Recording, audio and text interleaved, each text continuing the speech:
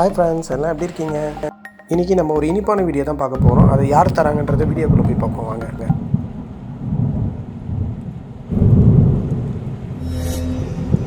Hi viewers, நான் உங்கள் லக்ஷிதா பேசுகிறேன். இன்னைக்கு நம்ம எல்லாருக்கும் பிடிச்ச குலாப் ஜாமுன் ரெசிபியை பற்றி தான் பார்க்க போகிறோம். அதுக்கு முன்னாடி நம்ம சேனலில் புதுசாக பார்க்குறவங்க சப்ஸ்கிரைப் பண்ணுங்கள். நம்ம MTR குலாப் ஜாமுன் பேக்கெட் தான் எடுத்திருக்கோம். இது மொத்தம் 350 கிராம் வரும். இதுக்கு தேவையான பொருட்கள்: ஒரு கிளாஸ் பால், சர்க்கரை, ஏலக்காய். ஃபஸ்ட்டு நம்ம ஜீராவை ரெடி பண்ணிக்கலாம். ஜீராக்கு ஒரு பெரிய பாத்திரம் ஒன்று எடுத்துக்கோங்க. அதில் 4 கப் சர்க்கரை ஆட் பண்ணுங்கள். நம்ம 350 கிராமுக்கு தான் குலாப் ஜாமுன் செய்ய போகிறோம். அதனால் 4 கப் சர்க்கரை தான் போட்டிருக்கேன். இதை விட கம்மியாகவோ இல்லை அதிகமாகவோ செய்கிறதா இருந்தால் அதுக்கேற்ற மாதிரி போட்டுக்கோங்க. இப்போ நம்ம சர்க்கரை போட்டாச்சு. அடுத்ததான் நம்ம தண்ணியை ஆட் பண்ண போகிறோம். நீங்கள் எவ்வளோ கப் சர்க்கரை ஆட் பண்ணுறீங்களோ அவ்வளோ கப் தண்ணி ஆட் பண்ணும். இதில் அதே மாதிரி 4 கப் தண்ணி ஊற்றிக்கோங்க. தண்ணி ஊற்றிட்டதுக்கப்புறம் நம்ம ஸ்டவ் பற்ற வச்சுக்கலாம்.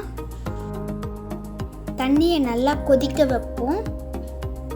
தண்ணி நல்லா கொதிச்சிட்டதுக்கப்புறம் சர்க்கரை நல்லா கரைஞ்சி தண்ணி நல்லா ப்ரௌன் கலராக மாறி இருக்கு பாருங்கள். அதுக்கப்புறம் இதில் ஏலக்காவை பொடியாக்கி போடணும். வாசனைக்காக ஏலக்காய் தூள் சேர்க்குறோம். நீங்கள் ரோஸ் எசன்ஸ் இல்லைன்னா வெனிலா எசன்ஸ் கூட சேர்த்துக்கலாம். ஏலக்காய் போட்டதுக்கப்புறம் நல்லா கொதிக்க விட்டால் ஜீரா கையில் நல்லா ஒட்டுற மாதிரி மாறணும். இப்போ பாருங்கள், நல்லா ஓடுது. ஜீரா நல்லா ரெடி ஆயிடுச்சு. இப்போ நம்ம ஸ்டவ் ஆஃப் பண்ணிடலாம். அப்புறம் ஒரு பவுல் எடுத்து ஜீராவை வடிகட்டணும். அப்போ தான் சர்க்கரையில் ஏதாவது இருந்தால் கிளியர் ஆகிடும். அடுத்தது ஒரு எம்டி பவுலை எடுத்து வச்சுப்போம். அதில் ஏற்கனவே எடுத்து வச்சுருந்த MTR குலாப் ஜாமுன் பேக்கெட்டை பிரித்து அதில் கொட்டணும். இப்போ நம்ம போடுறதுல ஒரு பேக்கெட்டு 175 கிராம் தான். அதனால் இன்னொரு பேக்கெட்டும் பிரித்து கொட்டுவோம். கொட்டினதுக்கப்புறம் மாவு நல்லா பிசையணும். நல்லா மாவை பிசைஞ்சதுக்கப்புறம் இதில் பாலை மிக்ஸ் பண்ண போகிறோம். இதில் கொஞ்சம் கொஞ்சமாக பாலை ஊற்றி நல்லா பிசையணும். பாலை நிறையா ஊற்றாமல் கொஞ்சம் கொஞ்சமாக ஊற்றி மாவு நல்லா கட்டி ஆகிற அளவுக்கு ரெடி பண்ணணும். இதில் பாருங்கள் எங்கள் மம்மி எப்படி பண்ணுறாங்கன்ட்டு. பாலை நல்லா கரெக்டான அளவுக்கு ஊற்றுனீங்கன்னா தான் மாவு நல்லா கரெக்டாக வரும். இப்போ பாருங்கள், மாவு எவ்வளோ சூப்பராக வந்திருக்கு. கையில் நெய் இல்லைன்னா எண்ணெயை அப்ளை பண்ணிக்கோங்க. நெய்யை ஆட் பண்ணியிருக்கோம். எதுக்குன்னு பார்த்தீங்கன்னா மாவு காயாமல் இருக்கிறதுக்கு, அதாவது வெடிப்பு வராமல் இருக்கிறதுக்கு. ஒரு பிளேட்டை எடுத்து அதில் மாவை வச்சு மாவை சப்பாத்திக்கு பிசைகிற மாதிரி ஹார்டாக பிசையாமல் ரொம்ப சாஃப்டாக பிசையணும். நல்லா பிசைஞ்சிக்கணும். அதுக்கப்புறம் மாவில் இருந்து ஒரு உருண்டையை எடுத்து நல்லா உருட்டி எந்த விரிசலும் இல்லாமல் நல்லா வல்லன்னு வர அளவுக்கு உருட்டி எடுங்க. இது சைஸ் பார்த்தீங்கன்னா ஒரு உருண்டையும் கரெக்டான அளவு உருட்டி வைக்கணும். வீடியோவில் பாருங்கள் நாங்கள் எப்படி அழகாக பண்ணுறோன்னு. பாருங்கள், நாங்கள் எல்லாத்தையும் சூப்பராக முடிச்சிட்டோம். இதே மாதிரி நீங்களும் உங்கள் வீட்டில் ரெடி பண்ணுங்கள்.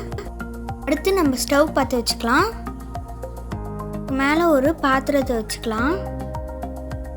பாத்திரம் நல்லா சூடானதுக்கப்புறம் அதில் நம்ம எண்ணெயை ஊற்றிக்கலாம். எண்ணெயை நம்ம அதிகமாக ஹீட் பண்ணாமல் மிதமான அளவுக்கு ஹீட் பண்ணி வைக்கணும். அதனால் உங்களுக்கு தேவையான அளவுக்கு எண்ணெயை ஊற்றி வச்சுக்கோங்க.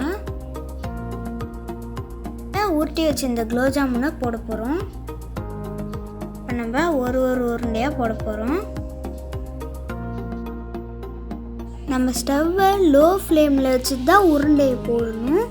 நம்ம அதிகமாக எண்ணெயை சூடு பண்ணிட்டோன்னா கலர் சீக்கிரமாக மாறிடும், உள்ளே இருக்க மாவு வேகாமல் போயிடும். மொத்த உருண்டையே போடாமல் பாத்திரத்துக்கு ஏற்ற மாதிரி போட்டால் போதும். இப்போ இதில் தேவையான அளவு போட்டாச்சு.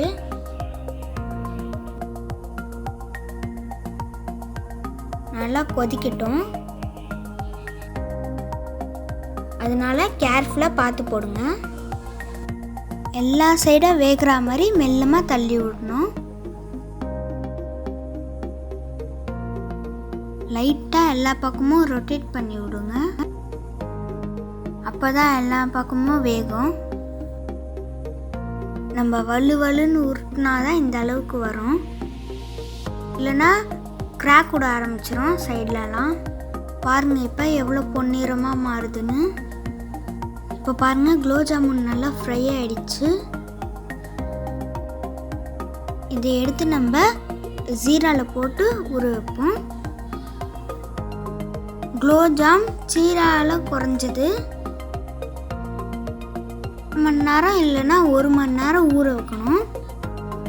நீங்கள் சாப்பிட ஆரம்பிச்சிடலாங்க. நீங்களும் இதே மாதிரி உங்கள் வீட்டில் செஞ்சு சாப்பிடுங்க. இந்த வீடியோ உங்களுக்கு பிடிச்சிருக்கோன்னு நினைக்கிறேன். பிடிச்சிருந்தா லைக் பண்ணுங்கள், ஷேர் பண்ணுங்கள், கமெண்ட் பண்ணுங்கள். அண்ட் மறக்காமல் நம்ம சேனலை சப்ஸ்கிரைப் பண்ணுறேங்க. நிறைய பேர் வீடியோ பார்க்குறீங்க ஆனால் சப்ஸ்கிரைப் பண்ண மாட்டேங்கிறீங்க. மறக்காமல் சப்ஸ்கிரைப் பண்ணுறேங்க. பக்கத்தில் இருக்க பெல் ஐக்கானையும் கிளிக் பண்ணுங்கள். அதில் ஆல் செலக்ட் பண்ணிக்கோங்க. அப்போ தான் நாங்கள் போடுற எல்லா வீடியோவும் நோட்டிஃபிகேஷனில் வந்து நிற்கும். ஹாய் ஃப்ரெண்ட்ஸ், எல்லாம் வீடியோ பார்த்தீங்களா? மேலும் இதே மாதிரி யூஸ்ஃபுல்லாக வீடியோஸ் நாங்கள் அப்டேட் பண்ணிகிட்டே இருப்போம். எல்லாம் எங்கள் சேனலில் ஃபாலோ பண்ணுங்கள். தேங்க்ஸ் ஃபார் வாட்சிங் மை வீடியோஸ்.